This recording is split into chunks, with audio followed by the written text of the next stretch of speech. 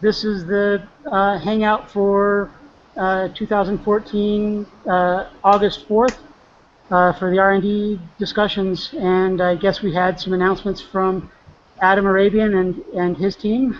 And I think we had an announcement from Lydia before we start chatting about actual R&D subjects. Okay. So we're having a meeting about educational outreach happening at 7 p.m. tonight. I'm sorry it's short notice, but I just posted the event about 10-15 minutes ago. Lydia, can you give a quick summary of the content for that or the objectives? Yeah, 1 second. Let me look at the event. Okay, so we will discuss the assembly manual that Katrina and friends are creating. We'll discuss keeping track of schools that are making hands, and we'll discuss the weekly digest, and we'll be discussing building up the education network for a network of educators either in the university level or the high school or middle school levels. And also, it'll be then opened up to anybody else's ideas of what they'd like to discuss. Okay, cool. Will it be recorded? Yes. Okay, all right. Because I probably can't make it tonight, but I know we've got people here, not necessarily, me, but other people here at SPU that would be really interested in seeing that. So. Right. Yeah, I'm going to be the one hosting it, kind of like Trouble's hosting this one. Okay. Mm-hmm. So yes, it will be recorded. Thanks. All right, so I guess I will let you take the stage, Adam. All right, well, I'm actually not going to say too much. I got two other people here with me. Barrett Estep in the black and Sean Russell. Barrett is a sophomore mechanical engineering and Sean is a senior mechanical engineering. They've both been working on a couple of design variants, which we're going to be talking about today. There's a document that I posted a link to that kind of gives a sense of everything we did, but kind of a lot of sort of what was informing what we're going for is a little bit of the ethos for our particular institution, which is very kind of, I don't want to say low technology, but developing world focused. And so a lot of the things that are exciting in the e-NABLE community, we don't necessarily consider kind of core to what we're interested in, and so we kind of saw a natural variant path. So, for instance, like the flexi hand, I think is going to be absolutely awesome, but trying to focus on what is buildable for the cheapest printer and the lowest maintenance cost, things like that. That's kind of what we were looking at. So we looked at kind of the overarching design principles. What can you get off the shelf without having to order anything? I kind of called it the Home Depot theory of design. Basically, the other part we were really going for was a high degree of field serviceability. What we're a little bit worried about is things that go out and everybody feels really great that it got built and somebody's wearing it and everybody pats everybody on the back and they'll go home. And the question is kind of, with something like this, there is no supply chain. There's no support chain. It's whoever it is. So trying to design something that is as supportable as possible by the end user. So with that, we made some design changes. And so I'm going to punt this over to Barrett. You want to start with kind of going through what we did? So. Okay. Actually, before we do that, are there any questions kind of on how I introed that? I can ask questions as we go along. Okay. Anyway, go ahead. Sorry. Okay. So one of the things we noticed when we were building our own cyborg beast was the headache it was to string the tensioners, the elastic cables, and then we also had a lot of trouble with the control cable tensioners. We had problems with cracking parts, and it might have been our own build process, but we wanted to change that. So one of the things we did was instead of using elastic cables down the hand, we actually have small rubber bands, and these are rubber bands that are used in orthodontics and dental work. They're very cheap, and they come in different weights and tensions. So what we've done here is we've got a line of rubber bands along the proximal knuckles that are of a heavier tension than at the fingertip, so you can get a sort of a curl that starts at your fingertip and then works its way down to the proximal knuckle. We added a joint, so you've got actually 3 phalanges for your finger, which we found helped a lot with picking something up off of the table that was maybe lower profile, so you kind of get the effect of curling under it. So it also adds to your anthropomorphic effect. It looks like a lot more natural curl. Sean, do you want to talk about the RUV position? Yeah, so when we were looking at it, we thought it'd also be nice to have some, like, the ability to move your hand, twist your hand left and right. One, just for comfort, so you aren't locked into just a straight position all day. But also, we thought at the same time we'd be able to get the ability to move different fingers at different times. So by running the wires around this center point here, when we twist the hand one way, we can just make this pointer motion, and when we go the other way, we get the grasping motion just with the thumb and the pointer finger. So that way you can pick something up easily like that, you can point at things, and it also allows for some, like, customizing the grip almost, because when you combine twisting and bending it forward, you can kind of wrap these fingers under while having a grasp with these 2 fingers, so you can, like, pick up a cup or things like that. Just grabbing something. So to credit where credit's due, that was the RU deviation was originally proposed in a post by I think by Jorge. I don't know, a month or 2 ago, and it was something that really kind of lit our fire as far as that. That seemed like an interesting comfort issue, and then I don't know. Honestly, I asked a question at some point about whether they had particularly thought to leverage it for the change, for the variations in grasp, but I don't know if they were planning on it, but it works, so that's kind of cool. It's very similar to the Bob Roth gimbaled hand. That, correct. Right, exactly. I mean, it's, yeah. So I think that kind of gets to the functional stuff. So before we move on to the kind of build technology changes that we made, any comments? I've got a couple of questions. Looks fantastic, guys. Terrific work. Have you guys posted the models somewhere already? Not yet. Oh, I'm sorry. Okay. Sorry, I thought we had. I sent an email. So we will very soon. Yeah. Okay, great. And have you had a chance to do any kind of assembly instructions or tutorial or anything like that? Yeah, I started Instructables today. Went through, completely took the hand apart, took photos, doing the build process for that. So we'll have that up pretty soon. And you'll notice our hand right now is not one we would recommend using. So that's something that we basically kind of dumbed the hand down to simplify some of the other stuff we were doing. Nothing's going to preclude it from rolling it back into the nicer hand that's used in the Beast. But for the moment, it's one that would be. I mean, right now we're calling it a design fork, not intended for production. It's a research fork. We don't know whether it'll stay that way or whether it'll kind of roll back in. I mean, it may be found that all the design aspects that we have are things that everybody loves and great, and if not, maybe some of it goes in one way and some of it goes in another way. So. Very nice. Well, thank you, guys. So the other thing we want to talk about, I guess the other part of it was the buildability. A little bit of that we already talked about by changing over to the small rubber bands. But you want to go into walk through the other changes? Yeah, sure.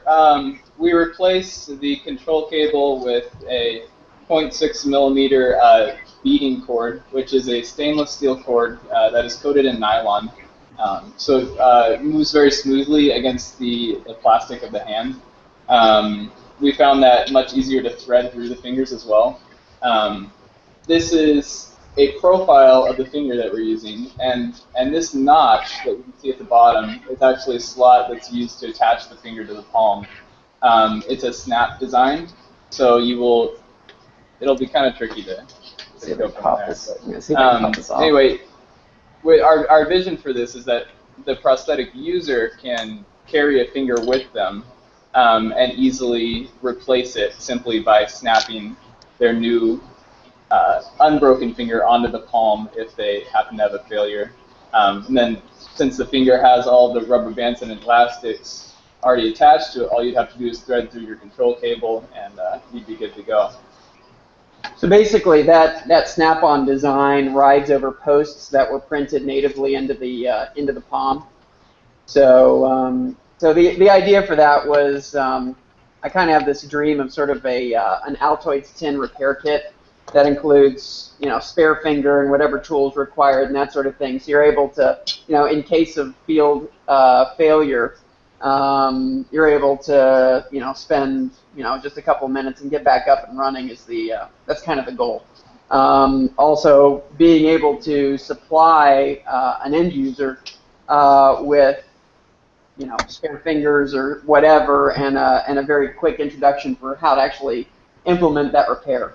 We're able to kind of enable them to take care of their own hand without having to go back and figure out all the knot tying and all the tensioning and stuff like that. We did take care of the tensioning. The last piece of the puzzle that we wanted to look at was basically the knot tying and securing of the control cables. And do you want to talk about what we did there? Sure. Yeah, I wanted to see this. Yeah, go ahead. I said, yeah, I wanted to see this part. Oh, yeah. Okay, yeah, so it's just it's built into the gauntlet. We just had a snap cover on here that comes off. These are little rotating barrels with a hole that is printed within them that you can route the cable through. And then you then take a flathead screwdriver to rotate it about a halfway around, and that would pinch the cable against the gauntlet. You're not going to believe this, but I was literally just going to be coming here to ask about exactly that design today. Because I just put together, you might have seen the video, one of these flexi hands, and it's the same kind of design as with the Cyborg Beast, where you have the little, they did the square tensioners instead of the hex. And I was just, going to be talking about the fact that you only get about so much, range in your tensioning, which means when you tie that initial knot, it's got to be pretty close. And It's really easy to make it too long or too short. And so I was thinking, gosh, if we could just have something like you showed us that you could revolve it around and tighten, as much as you need, that would be perfect. So thank you so much for coming up with exactly what I was going to ask about. Your timing is everything. You'll notice that there are some areas that we're still using the Chicago screws, which, although they're great hardware, just the fact that they're not commonly available makes it something that we kind of want to get away from. Yeah. So another thing that we're experimenting with, well, I don't know, do you want to talk about the pin joints that we're using? Yeah, so we wanted the finger to work as a complete module. So aside from your proximal joint here, none of this is going to be reserviceable. The joints here they're pieces of 2mm printer filament. Raise it a little higher. The printer filament has been soldered to flush with the face of the finger, just melted on there with a soldering iron. And what we found is that it provides a very smooth turning joint. So far, it's been pretty strong. We're going to set up some tensile tests pretty soon here. But that has been a way to simplify the finger, removing the hardware, and still giving you the amount of smooth rolling effect of the joints that the Chicago screws had. Yeah, I never documented it, but that's what I did for John Wong's hand, more or less, and it doesn't seem to have any problems with wear or anything. I was printing thicker cylinders than filament, but it's to the same effect. Yeah, I'm going to be setting up. We've got a tensile test machine here, and I'm going to set up some tests, and I'm going to compare it with the Chicago screw. And if it proves to be dramatically weaker, I may actually experiment with sort of basically the snap-in RoboHand type connectors, but instead of having them be snap-in, basically just printing some posts that are a larger diameter if they prove to not be strong enough. But it makes for a very clean, we don't have any interference from external hardware. The other thing we ended up doing was we were just really trying to get away from not tying. I think we're just lazy. Anyway, because we're using this beading wire, which violates my Home Depot theory, by the way, but all this works if you're using the, you can use the nylon curtain cord as well. It's just a little stretchier, so we decided to go ahead and go with the steel braided cord. But we're using crimps on the end, and the hole that we're seating in on the tip of the finger allows that crimp to drop in completely. So that crimp basically just kind of completely goes, that end retention completely goes away. So we've been able to get away from not tying anywhere in the system. And so far we haven't pushed it to its limits, but I don't see any reason it should be any weaker, and may very well be stronger than other things, and it won't suffer drift of tensioning like the knots do. Let's see. I think that kind of runs us through the design concepts. Basically, where we're at, we need to kind of roll it back into a more viable palm, and a lot of that is towards trying to make it something that is suitable for testing. Adam, can he put that back up for a minute and just leave it there? Not that. Part, the finger? Oh, okay, yeah. Yeah, just leave that. Leave that there for a minute. Okay, thank you. Oh, someone took a screenshot. Rolling that back, this was designed just for us to be able to strap on ourselves. And it was good for that. But we've got that. We want to do some, what it comes down to from there is we want to be able to identify somebody that is willing to play guinea pig with it and try and beat the tar out of it. See where we've weakened unacceptably and things like that. Similarly, we want to see if we can work with someone to try building these, see what's easier and what's harder. Particularly people who've built a lot of these, so maybe somebody Creighton or Nick if you want to do it, or something like that, if whoever's willing to give it a shot. Well, that Peregrine is sort of our go-to tester these days, and his dad Peter, they'd be the good team for that. Yeah, they've got their new design they just posted today as well. They've got their new design they just posted as well, and they aren't in here, unfortunately. I wanted to talk about that some. I haven't had a chance to look at it yet, because that came up recently, right? I'm pretty sure it was today. Yeah, so I just saw the email about it. I haven't even looked at it yet. Anyway, we've got to do some tensile testing. There's one last piece of the puzzle, though, that we're working on that you want to talk about. So essentially what we're thinking is that to hold the hand in place, you have to keep your wrist locked like this and forcing it like that. And we are looking for a way around that. And so we came up with an idea to lock the wires in place. And so this is what it's going to be like. The wires will run through there, and this will all be attached to the back of the palm, basically. And so you'll get your hand in place, and then you'll just screw it down to tighten the wires in place. And then you can relax your hand, relax your wrist, and the fingers in the gauntlet should stay in the position they're in. It'll keep the tension in the wires. So the actual design we're using, it's going to have about 180 degrees of rotation. So basically it'll be a lever you flip with your opposing hand. I was trying to get away with anything on the opposing hand, but I don't think we came up with a way of doing it. You got to use your opposing hand, but... Go ahead, sorry. I thought about locking, way back, but I was trying to do toggled buttons, which wasn't really convenient. But on the topic of sticking to one hand, for people that have got it, the radial and ulnar deviation could probably be used for locking. I thought about that, but we gave up our radial. We gave up using that when we provided the. Oh, nice! I didn't realize you had that. I like that much better. Yeah. It's what's really neat about this. It's so comfortable to wear because you lose all that restriction of that RU deviation. What I don't know is I know there's a lot of the patients we're dealing with. They just don't have RU deviation. So no trouble. You don't. Is that correct? Yeah, I do not. My left hand is well, I've no ulnar, or I have no radius at all.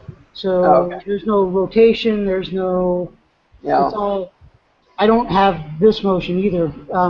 That would all be controlled by fingers when I build a hand. Yeah.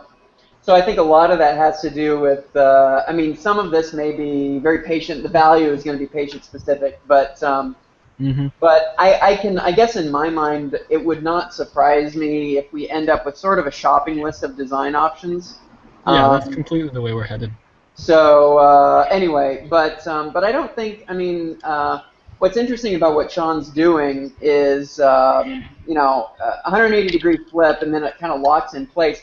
The nice thing about using the bolt twist technique, basically, is that's inherently ratcheting down those wires. So basically, you're tightening the grip on whatever it is you're trying to hold on to. You're tightening the grip while you do that operation.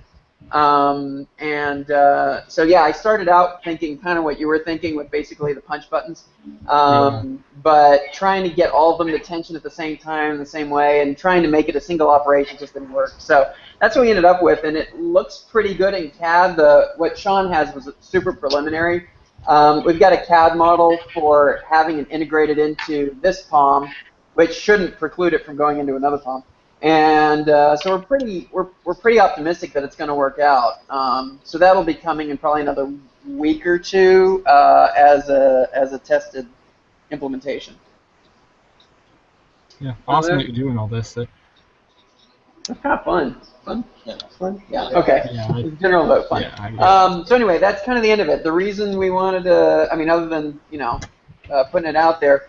Kind of need to get torn down, figure out where we did stuff that's already been done that people said, it didn't work, where we're,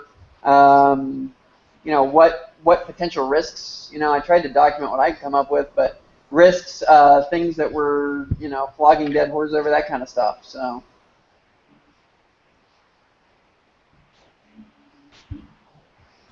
That's good.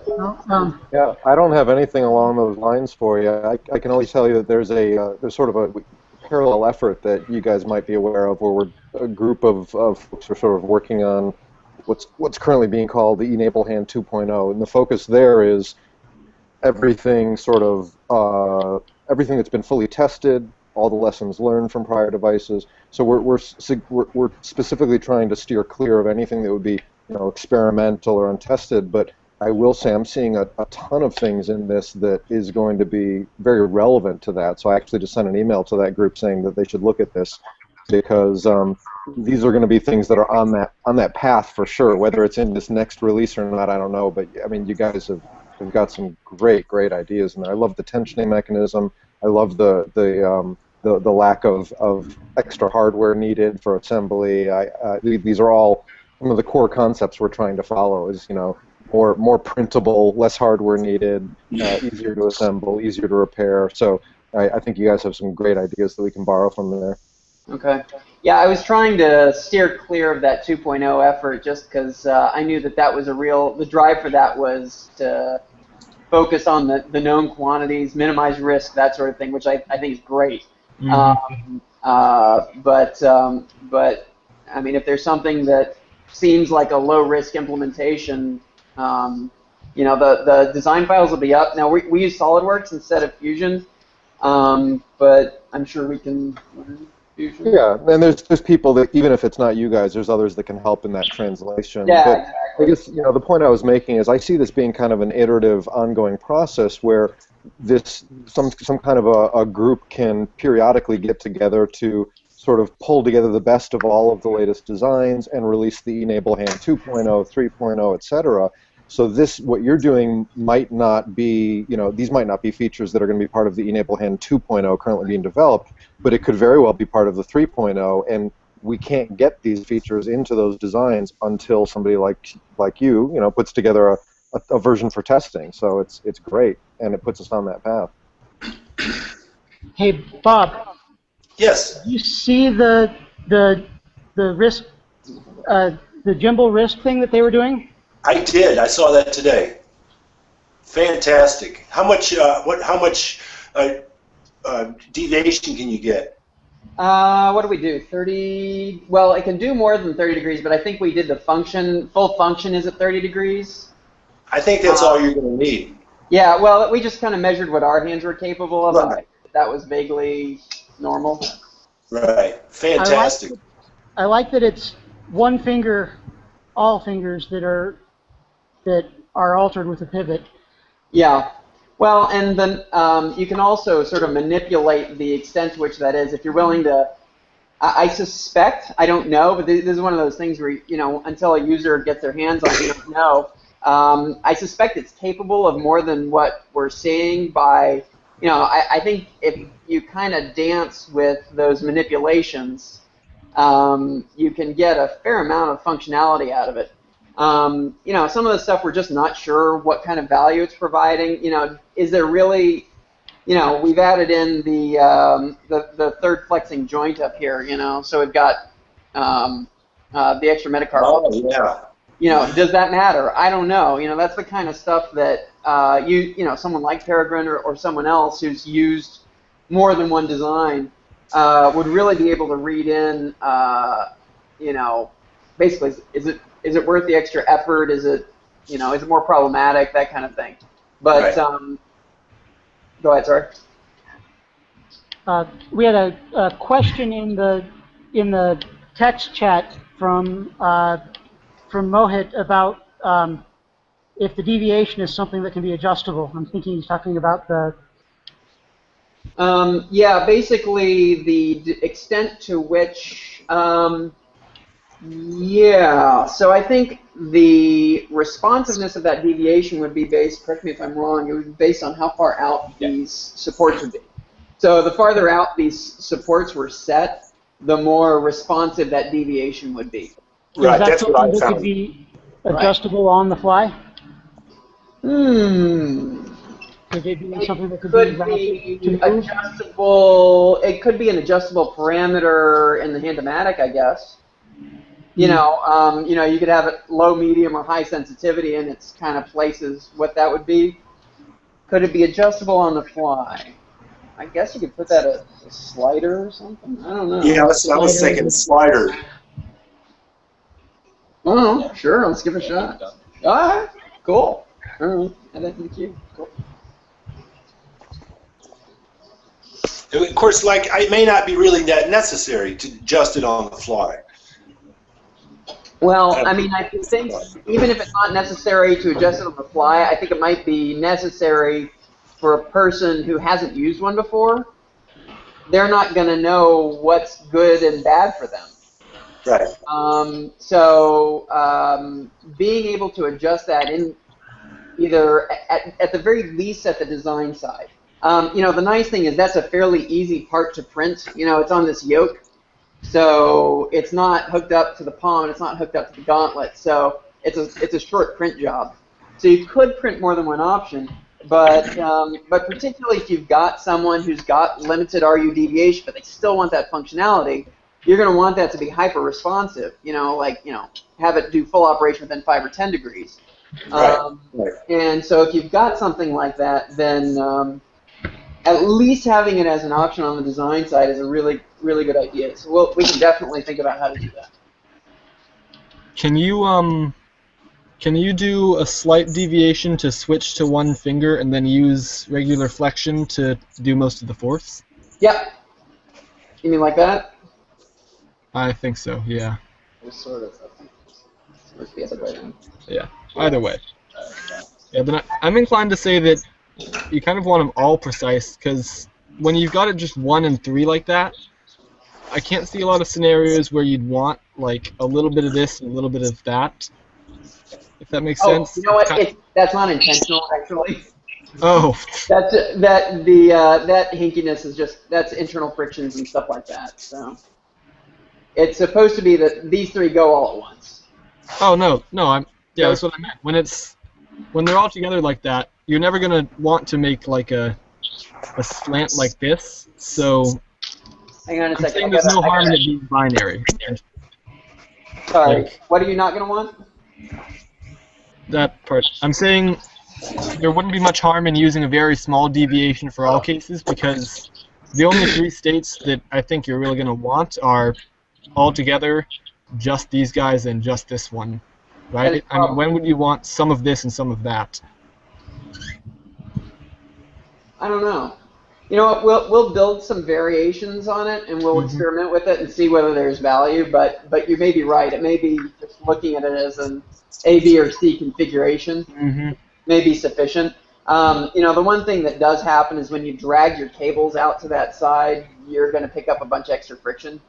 Because it's kind of rerouting back to get to the gauntlet. I was thinking of it backwards. It makes it bigger and uglier if you do it a smaller moment arm. Right. Yeah, the smaller angle. You gotta bring them outboard. Have you guys thought of using a cable liner to run your cables through to make them more frictionless in those bends?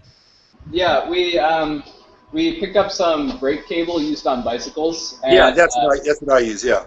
Yeah, and we found that we can actually run a couple of the cables through the same brake housing, because these are only 0.6 millimeter steel cables. And you can also add some white lightning chain lube. Oh yeah, you can kind of put it down into the cable housing. The problem we found with that was that when that cable is used, when that housing is used in such a short distance, it's so stiff that it adds a lot of friction to your motion. I see. So I've started working on a gauntlet where the cables will rotate with the hand, and then they'll slide sort of in and out of the palm as you move. But we don't also McMaster has some different size tubing that's more flexible. Yeah. So that's just an idea. What type of tubing are you using? Actually, my hand doesn't use any of that, because my cables go directly to the fingers from the gimbal. But I have seen, actually I do have some different types of tubing that I'd be glad to send you.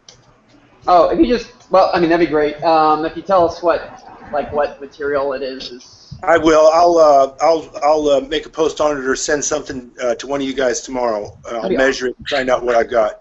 That'd be awesome. Thanks. Okay. So you're using rubber bands for the extension. Do you have a separate rubber band for each joint, or is it one that drives tension down the whole back of the finger? No, we use a separate rubber band. I don't know if you can see the loops that they seat into there. Yeah. So the idea that we were going for was, one was the buildability, but the other idea was that we wanted to be able to, since we're adding in that extra flexion joint, we wanted to be able to control which finger what amount of tension. Right. First, basically. So that makes a lot of sense. So that's. Do you have 3 joints on your thumb as well, or did you stay with the two joints on the thumb? The thumb is at a set angle, and it is one joint. It moves as one piece. Awesome. And this one is not the correct length actually for this particular prototype, but ideally, they come to meet at just the right spot. And on an earlier prototype, we were able to, we could pick up pens off the table and things like that with the RU deviation operation. Making it one piece is an interesting choice. It makes it a lot easier to line this up, huh? Yeah. Versus 2. Yeah. Yeah, on my thumb, on the last thumbs that I built, I only put 2 joints in it. I took out the distal joint because it didn't serve a purpose. Well, if you look at your hand, you never bend your distal joint on your thumb, hardly ever. I don't even think I can. Yeah, not really. Yeah, yeah. Do it. Mine is, my entire thumb is one joint down here. Everything's fused surgically, and it works for most of the things I do. Yeah.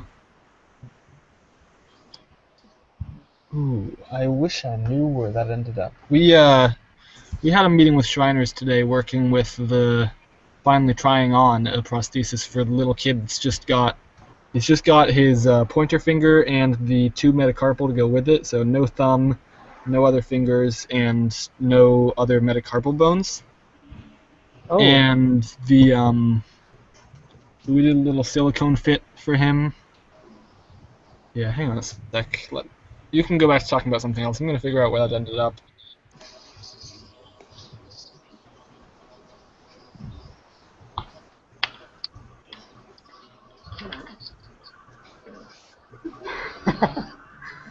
He's going to go. Wasn't one of you guys working on somebody at your university working on a violin bow holder? Oh, you know, we were. I mentioned being willing to do it, but it sounded like somebody over at Creighton. I think Creighton. I think Yeah, Creighton. Yeah, somebody over at Creighton doing it. So yeah, Mark already had one. I'm getting ready to build just a socket for that because somebody else is working on that. I talked to Melina, but what I'm doing is I'm just coming up with an idea for a socket. So what I did is I bought some 1/8 by 3/4 aluminum strip, and I'm going to just bend it in the periphery so that it goes just around the periphery of the hand, and it's going to terminate just in front of the carpal rotation point. And I'm going to put some Velcro straps, and I'm going to put I have some orthocast foam, and I'm going to form that around the hand, and I'm going to put a Velcro strap around that, and I'm just going to make a video of it because I was telling John about it, and he said, well, make a video. So I need to put that together in the next couple days. But it's just going to be a simple light-duty socket, just designed just for a violin bow.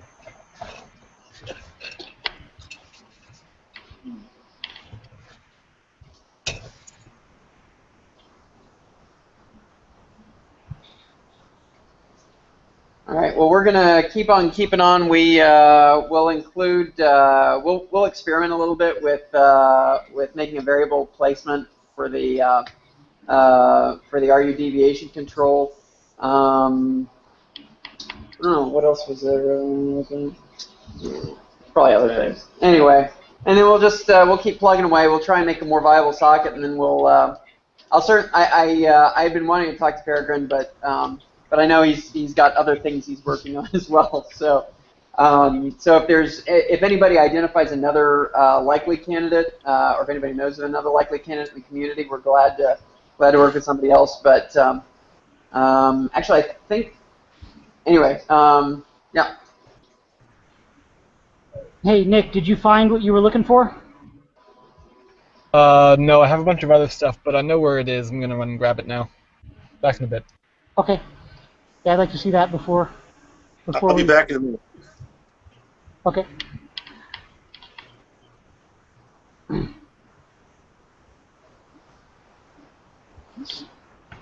Yeah, sorry, dead air. I'll fill the gap. Yeah. I just, he said something that was interesting.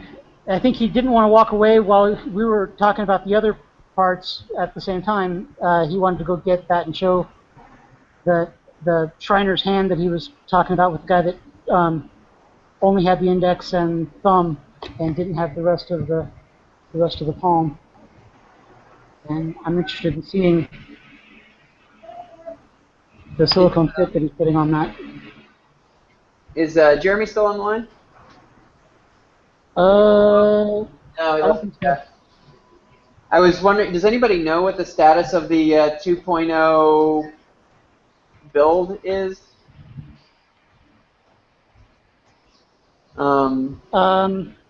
He probably would.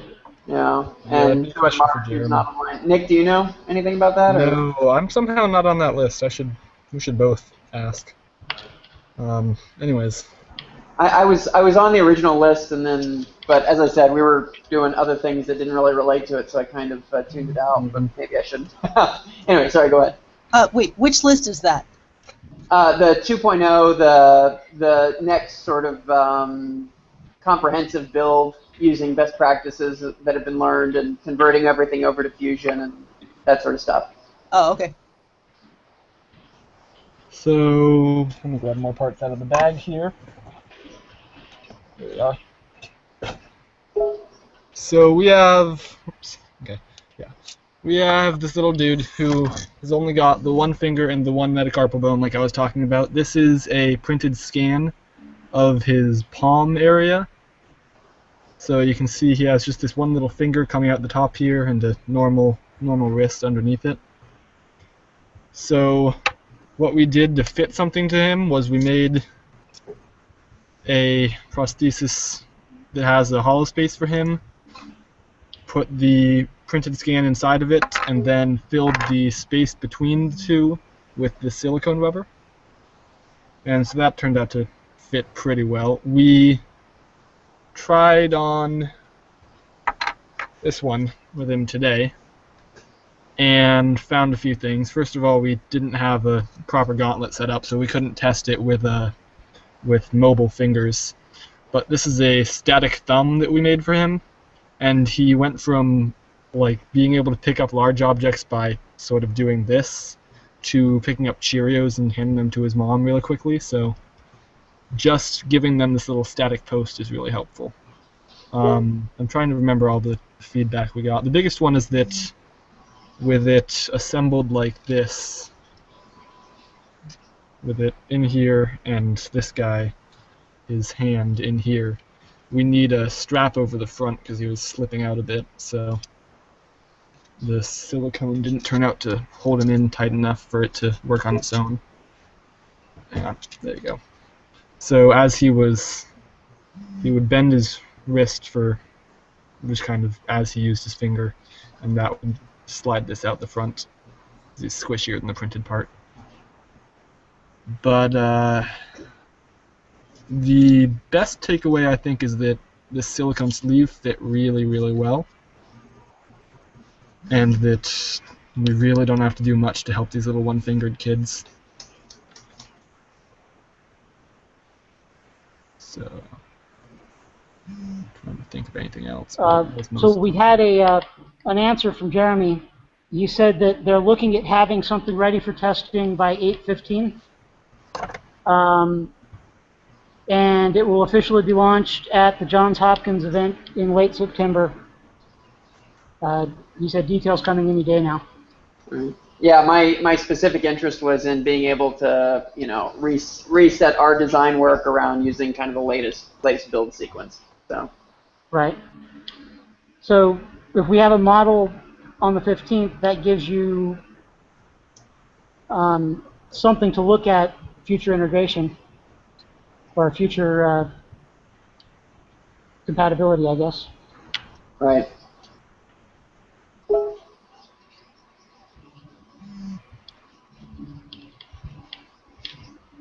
He says he's going to post updates to the whole community so everyone will know as soon as there are any noteworthy developments. So.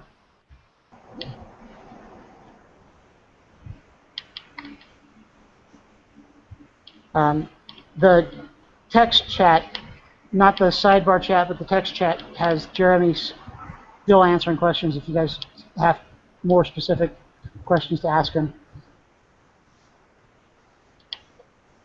I'm sorry, what do you mean? What's the difference between the sidebar chat and the text chat? I said not the sidebar chat, but the text chat that the Google Hangouts window. That's the Google separate Hangouts window, not the video window. They're separate for some. Oh yeah. Really okay. Oh, there we go. Oh, look at that. Okay, thanks. Sorry. Yeah, that's. Yeah, when people drop off the main chat, they're usually hanging out in the text chat window for a while. So. Yeah, That's what keeps making that glonk noise. Yep.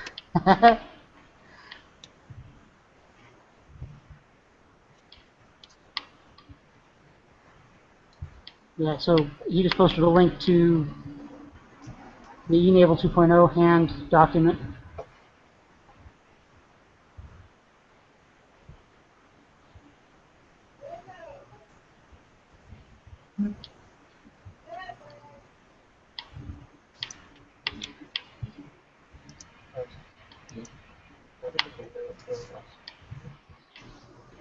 Alright. Was that all we got?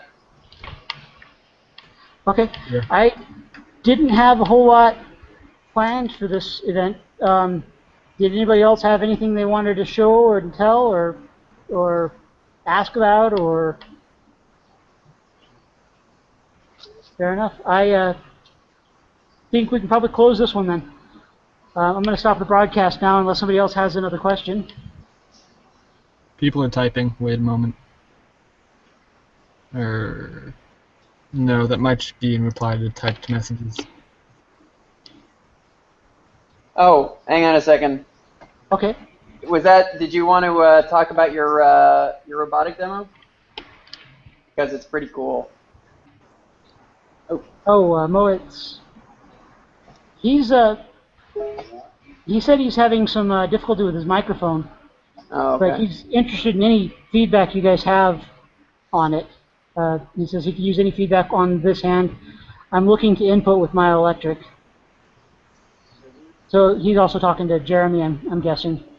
So you may want to, if you can, I don't know if you've got any contacts, but I had a chance to look at how iLim is doing their multi-grass functionality.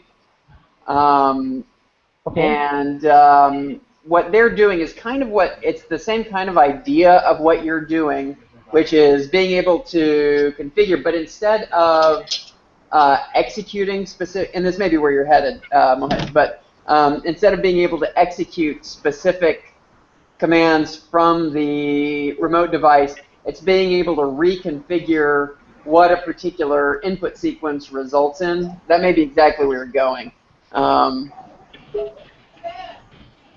But I think I lost my pop out there. Let's see. Yeah. But if you get a chance to talk to a prosthetist, if you can find someone friendly to show you the way the iLim configuration set up, they have probably the nicest configuration of any of the commercial devices. And so you can look at how they do their sensor thresholding and how they do their commands. Their command filtering. Can we see their firmware somehow, or? No, they have a configuration software. So they have a desktop configuration software. Theirs, if I remember right, you have to have a custom dongle in order to run it, or something like that. It's patient protection or something. I'm sure that's more DRM than anything else, but whatever. Yeah, well, it's probably, it may be, they may have some perception of it.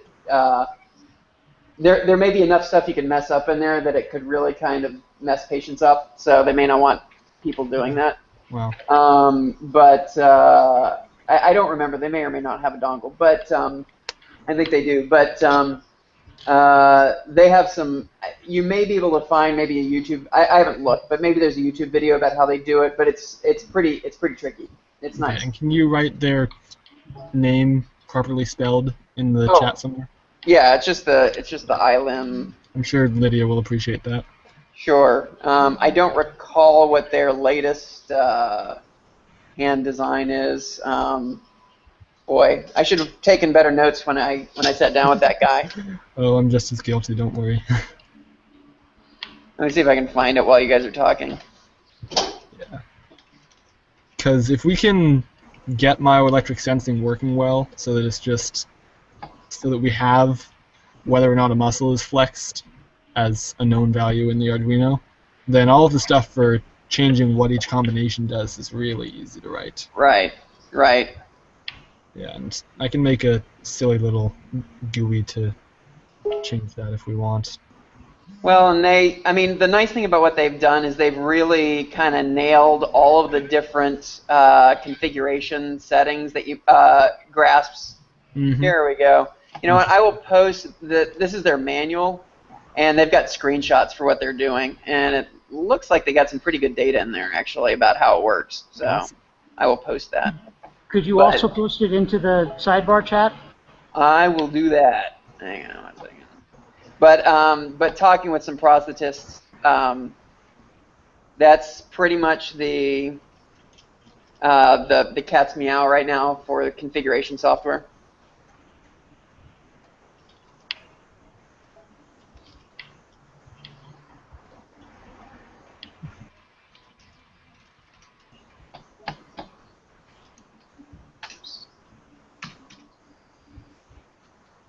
There we go. Ooh, what are those actuators in their palm? What are those? That's what they, let's see. Let me bring up their, which page are you on? 1.0 iLim Ultra 4. Page 4 or number? Page 4. Yeah, so if you look, their motors are in the palm. Yeah, like the in-move prosthesis, yeah. Exactly, and so they're using tendons. You can see if you look on page 5, you can see their tendons running in the first metacarpal, second metacarpal joint. Interesting. So. And hey, and they've got double tendons. That's have they got like 2-to-1 gear ratio on that then? You know, I don't know. That they do. And then you can see they've got a servo for thumb positioning. Now that thumb actually, hang on a second. I'm not sure their thumb positioning. They have 3 different levels of this hand. I think the highest level has powered thumb positioning, and I think the middle and lowest is passive. But don't quote me on that. I could be wrong. And you wouldn't have any idea how to imitate the 3-barred electrodes they're using, would you? No. Because as I understand it, those just use those 3 bars to read a given muscle. They don't use the skeletal ground, which seems like it's really helpful for not having problems with electronics and stuff like that. I have some documentation on that somewhere, and I'll have to see if I can turn it up. Send me an email or something, ping me, and I'll turn it up. I know I've got it somewhere, because I was looking at how that circuit was built not too long ago. I should really catch up with you about Myo stuff in general. It's all very cool. You seem to know most of it. All right. Yeah, I've actually got there's another guy who is working for me remotely over the summer, but he's working on some Myo stuff right now. We're building an open hand. Actually, Sean built the open hand, Sean Barrett. But we don't have it right now. But at some point, we're gonna turn our attention to doing a lot of design improvements on that. So, but right now he's implementing just some basic, the SparkFun Myo system to drive that guy. And the SparkFun Myo system doesn't do anything to deal with like interference from a laptop, does it? Yes. Well, I think so. I mean, I'll tell you, the signal looked pretty darn good when when we looked at it on the scope. Did you try putting your wrist on a laptop? What's that? Did you try putting your wrist on a laptop? No, we didn't. Should we try that? Okay. Yeah, you should. Because my dirty little hack things, they're like $8. Yeah. Don't complain about anything except when I put this part of my wrist right on this part of my laptop. If you can see that. Remind me to ask. When I get a good connection from my bones to a large electronic device, it goes on the fritz. Okay. So, like, my iPhone doesn't upset it, and just using a laptop without pressing my wrist on it doesn't piss it off. So. Okay, I'll ask Andrew to run that. The other guy to try that out and see if it filters it or not. Yeah. Nick. Mm-hmm. When you tried to show what you were showing on your wrist, all of our pictures were covering up what you were trying to show. So anyways, can you put your hand up a little bit? It's the area to the right of my mouse pad. Okay. Yeah. When I put this part of my wrist on it. Okay. Yeah, just the bony. Just that kind of EM interference from around the juice in the computer. Mm-hmm. All right. Yeah, we'll give that a shot. And I imagine I didn't play with my electronics at my outside of the lab, but I imagine any decent sized appliance will get you. Like you rest your arm on a microwave or something. Well, yeah, I mean, it's just going to depend on the frequency of the interference. I think computers are probably going to have more wackiness in what their frequencies are. You know, most household stuff is probably going to be a little more reliably filterable. But maybe not. I don't know. Anyway, I'll get him to try that out and see whether it's got anything smarter on than your op-amp pack. I don't. Which it may not. Yeah, they have a schematic. I think all they do is do a bandpass filter and like pretty much nothing else. Yeah. Pick it up, rectify, and bandpass it. Okay. I didn't even bother to look at it. I just didn't want my student wasting that much time when I could buy it for $40. So. Yeah. So Tim had a question. Was that addressed to Adam's new design? Oh, do you have any? Oh, yeah. Which for you guys on the design team there? Oh. I was curious, when you guys were printing this one, did you come across any difficulties with you know, the actual print itself, or is it more just straightforward? Well, we have a little bit of a luxury that we're using a Stratasys U-print, so it's like killing a fly with a sledgehammer. Yeah. But the parts that we're doing that are unique, I don't think there'd be any problems on. I mean, the parts that we haven't tackled, mostly because we're going to leverage what the rest of the community is doing, primarily for the hand and the gauntlet. Those just seem to be the ones that are the trickiest, you know, where you got to build in staging and stuff like that. That's not really core to most of the changes we're making right now. So I don't think, even that being said, I don't think there's anything any of the parts we have that are terribly would be terribly unique, that would be too problematic. We did do a little bit of dressing with acetone at the end. I don't know, you want to talk about that? The joints, wherever we had a rotating part, basically, we just took a cotton swab and dipped it in a little tub of acetone and rubbed that over the joints. We would just pre-sand it down a little bit before doing that. It removes, if you've got, you know, layers moving against the layers, you get a lot of sort of gear biting there. So the acetone smooths that out really nicely.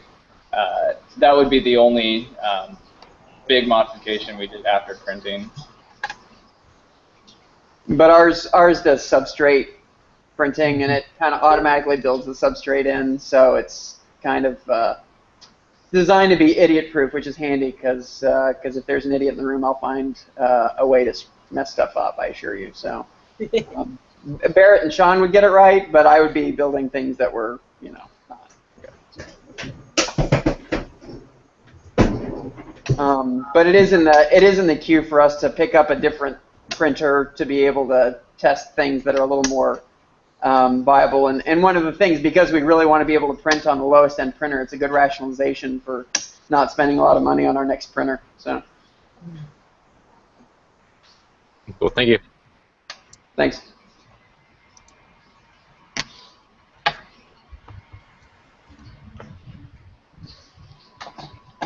So, anything else? Any other questions?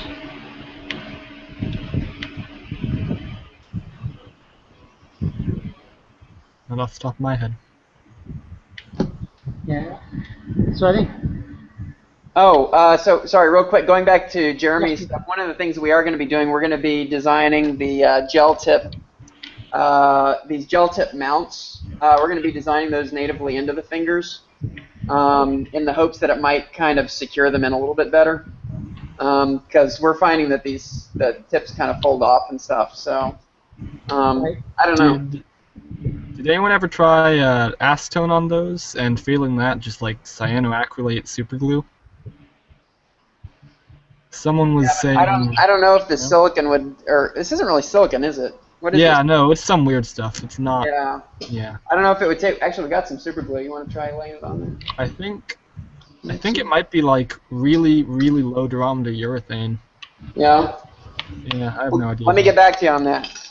Okay, because someone was saying to try acetone with that. I didn't really expect that to work, but if it did, it'd be one fewer chemicals that people need. Go ahead. Okay. Give me whatever the cure time is for crazy glue, and I'll let you know how it works. 10 seconds. I do like the idea of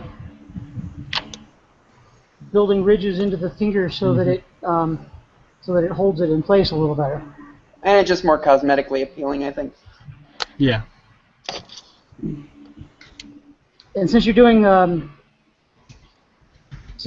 the rubber bands for each of the joints, and you have the third joint, you could almost hook the end of the silicone tip behind the latch for the rubber band. Seems to be holding. Super glue seems to work just fine. Oh, awesome. Yeah. I mean, it's still a little tacky, but it doesn't seem to be moving. That's for sure. So, yeah, I mean, it's got a very unique banding and seating, and just honestly, mostly for cosmetic. It annoys me that these things come in like, mixed color sets. You can't just buy the clear ones, which would be really nice. But what are you gonna do? Well, yeah, that's find the factory in China, order 10,000, but... Say again? Find the factory in China and order 10,000, but... Exactly. It's probably on Alibaba. Yeah, actually. Anyways... And we actually tried 2 other designs for those fingertip covers, and this definitely remains, though I'll tell you for when we're, we look at the same time for what our options are. Again, kind of with that developing world ethos. These are from Swingline. They're not as tacky as the gel tips, but they're. You raise it up a little higher. Oh yeah, sorry, but they're much more robust. These are cast rubber. Wow. And so they're not quite as sticky, but these are going to last forever. So for purposes of, as I said, kind of a developing world focused design, this is something that I would much prefer over the gel tips. Going in the other direction, Dale's had great success with Dragon Skin 10 for fingertips. So smooth on platinum Kier rubber, the Dragon Skin 10 variety, is super soft and grabby, and it's just like it's really like a real finger. And he was able to grab he had a obtuse angled triangle, and he was able to grab it from above with just 2 little printed fingers with that stuff on the end. So you might also try that stuff for a tip. Works really well. He has a design where he has like a little he has the little printed part inside of the silicone, so it's not too squishy. I don't know. I think he posted it online. I'll try and track it down. Yeah, it's really strong. Friction. And it seems to be holding. Has anybody used it in the field yet? No, that's why I said go in the other direction. It would not like the outdoors. Oh, okay. Yeah, that's one of the. If you look at prosthetics patients, they'll basically have their dress hand. Yeah. And you'll see these, and I think we've had posted some of these people who are doing these just absolutely beautiful. And up until now, and I think this is still the case, they're mostly hand-painted cosmetic coverings. Yeah, like the fairings for legs. Oh, well, those are different. Those are usually, they're going for kind of a particularly exciting look for that. Oh, the hands that I've seen are being constructed. They'll take these high resolution images of your intact side, and then they'll hand paint these opposing sides. I've seen them do it, and it's artistry. I think I saw that. But they are they're what you wear when you're going out, for bow tie and tails, because they're so delicate. So even everybody has the good one, and then they got the one that they're just kind of banging around every day too. Yeah. So it might be good to have silicone for indoor stuff, because like picking up pens was a breeze with that stuff. Yeah. Yeah, this stuff is really, Yeah, it's on there with the super glue. It ain't going anywhere. So that works pretty well. Cool stuff. Cool. Well, that was easy.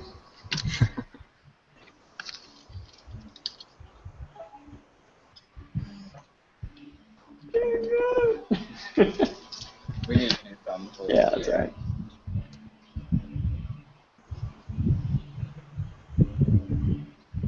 You guys have legitimate questions about the community? So, what I'm most interested in is getting somebody to come try it out. Yeah. Does anybody? I have lost the link to, and it didn't seem to be aggressively updated anyway. Kind of a wish list document. We have our own, and some of it's populated based on interactions we've had. But is there any more of a design wish list, for lack of a better term, that we should be looking at for the next step? I mean, for us, the next thing we're going to look at is implementing this into a standard shoulder body-powered prosthetic harness, and for to make it more of a traditional prosthetic function, more of a body-powered hand replacement. Which, by the way, this is the. I don't know if I. Yeah. What's that? Yeah, kind of funny looking. Yeah. Anyway, I don't know if you guys have seen these elbows, but if you can figure out how it works, I haven't had the bravery to take it apart because I think it's a one-way trip. But it's what you'll do is you'll shrug your shoulders up and it'll disengage the shoulder, and that has to do with how you hook into the harness. Or you shrug up and it'll disengage the elbow, and then when you shrug down, it'll do your hand. But I would love to be able to replicate the functionality of this elbow, which is probably extremely expensive because it's from Autobot. Sounds like a good thing to post on the e-NABLE group. Yeah. Shriners. I hear they do things like that. Shriners has a Santa sack full of weird old prostheses like that.